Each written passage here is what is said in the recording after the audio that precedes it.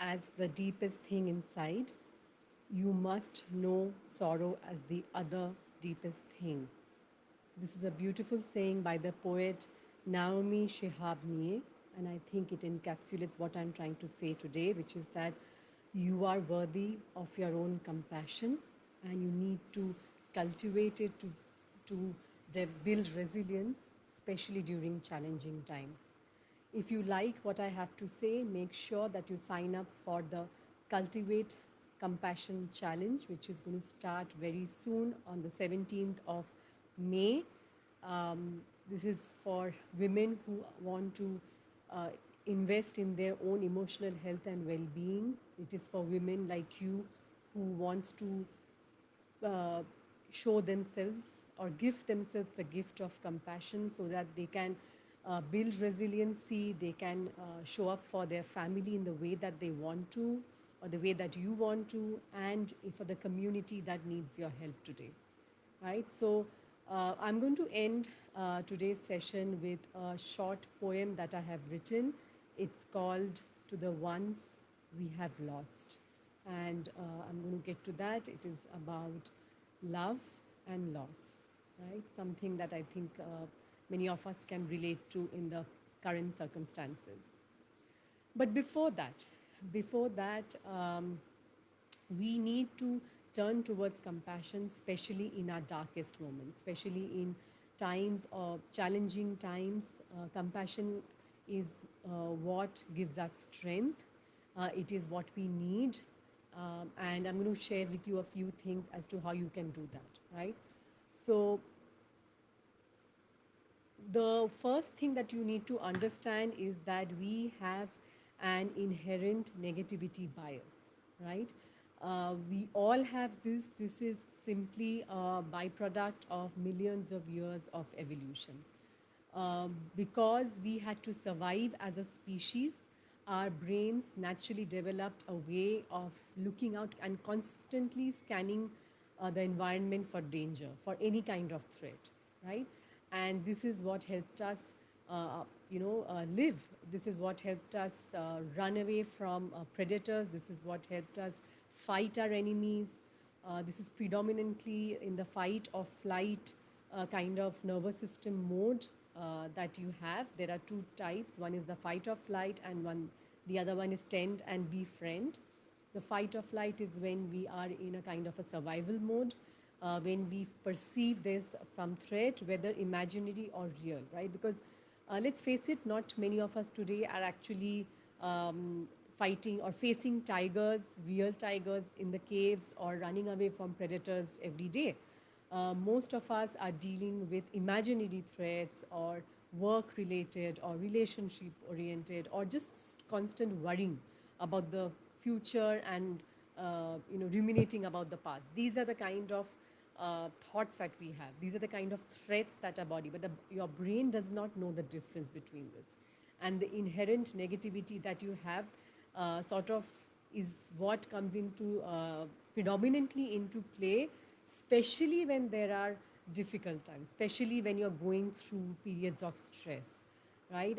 That's and you, so and what happens is that because of this inherent bias, we basically magnify or in other words amplify the threats, right? And we skim over the good things in our lives, and this is what negativity bias is all about. And as a neuroscientist has termed this is like saying velcro for the bad news and teflon for the good ones.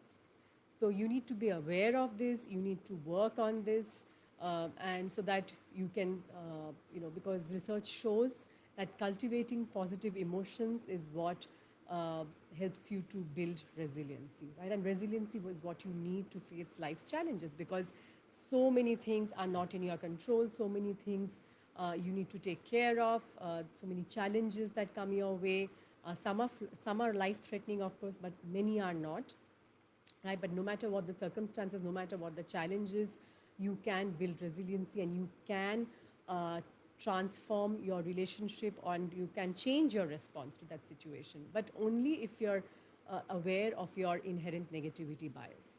The other thing is that, as I've already touched upon is that cultivating positive emotions like gratitude, like appreciation, love, kindness is really important here. This research shows that by cultivating positive emotions consciously, and it has to be done at a conscious level, it doesn't happen automatically. That's what I meant by negativity bias.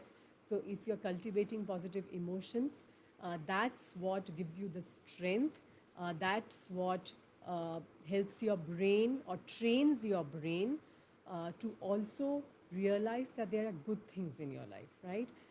To help you feel more calm, more empowered, help you to get in touch with your feelings. Your feelings are your feelings, emotions are your inner guidance systems, and they help you to understand and not get carried away by your feelings, right? Because there are many strong, intense emotions that can come up, especially again during challenging times, whether it's anger, frustration, grief, sorrow, disappointment. It's not about becoming numb to these emotions, it's not about ignoring or avoiding any emotions whatsoever.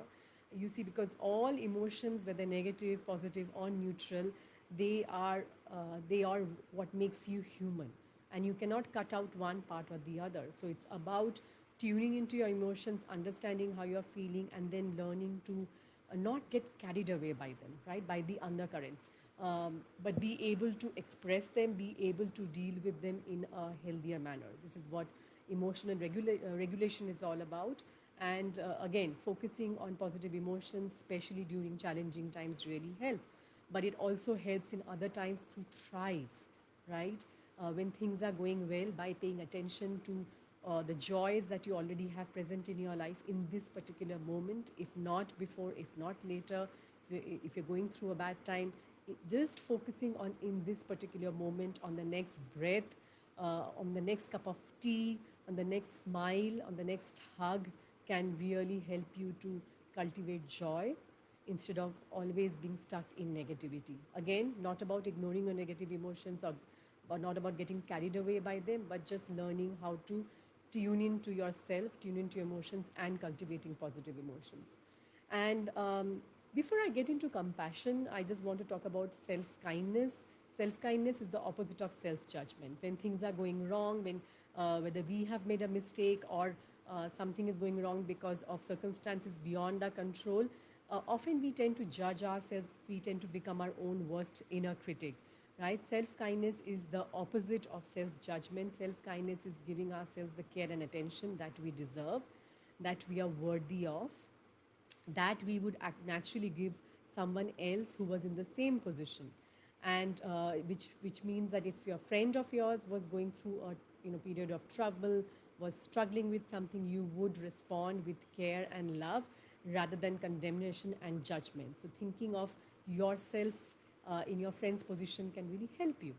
And self compassion comes from as a subcategory of self kindness. Compassion is also tuned in to moments of suffering, right? Kindness may or may not be, but self compassion is definitely comes out as an empathy in moments of suffering. So when there are periods of suffering, when there is a lot of pain, there is a loss, that's where compassion can come in, and that is important not only for your fellow human beings who might be suffering, for somebody else that you care about, but also for yourself. That's what self compassion is about. And you are as much worthy of your own compassion as your loved ones, as your, whether they are your children, whether they are your friends who are going through a hard time, or anybody else for that matter, or the world at large. You are, this is what I want you to take away. If there's only one thing that you take away from this session, is that you are yourself worthy of your own compassion, right? That's what self compassion is all about, and it helps you to build resilience. It helps you to become stronger in terms of being able to deal with whatever comes your way. It helps you to learn to surf the waves that are coming your way rather than getting dragged under. It helps you to start healing, right, eventually. And the other thing that you understand when you start cultivating compassion in your life is the common humanity, right? each and every one of us on this planet, including all living creatures, not just human beings, but if I just stick to humans as of now, we are all interconnected. What's happening at the other, in another city, in another part of the world, definitely affects us, whether we realize it or not. That's what I mean by common humanity.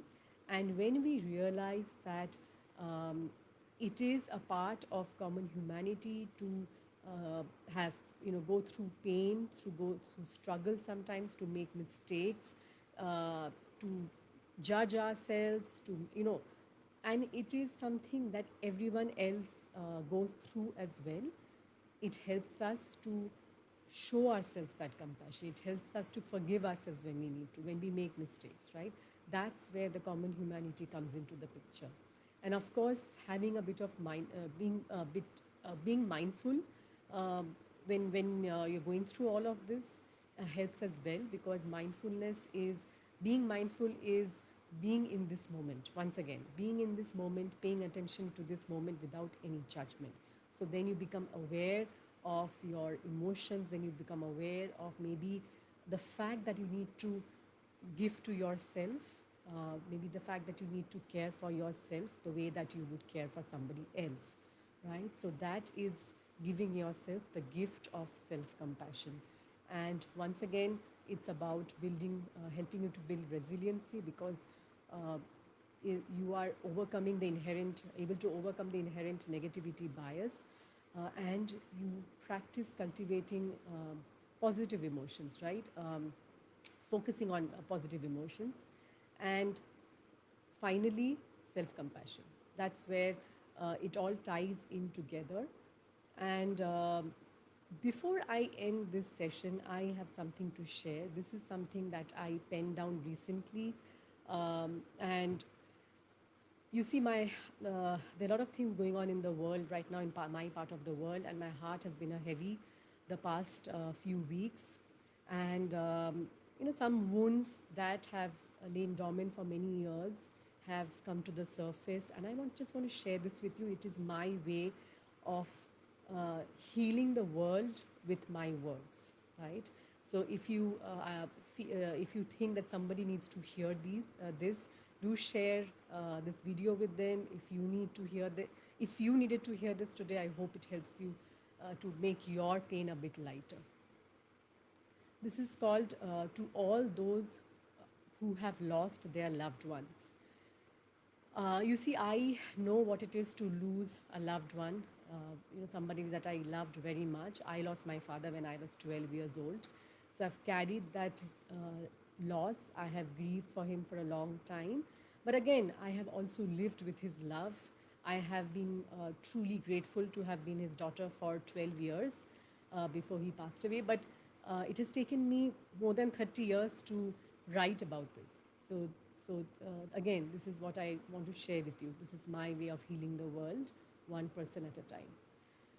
So, to the ones that we have lost, when the tears have slowed down, when the fires have stopped burning, when the ashes have all settled down, when the sirens have stopped blaring, when our lives have returned to normal, whatever normal means in this world right now, I will continue to hold you closely in my heart. I will cherish the memories I have of you. I will stand up for what you and I have always believed in. I believe there is hope for a much better world and that my role is important. I will do my part with compassion and love.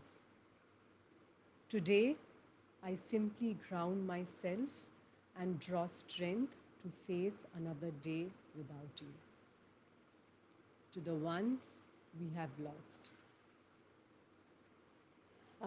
If you liked what I had to share today, if you would like to join up for the Cultivate Compassion Challenge, it starts on 17th of May, Monday. It's going to be inside the Facebook group Peaceful Warriors. Make sure that you click on the link and sign up, and share this video if you think it's going to help somebody today.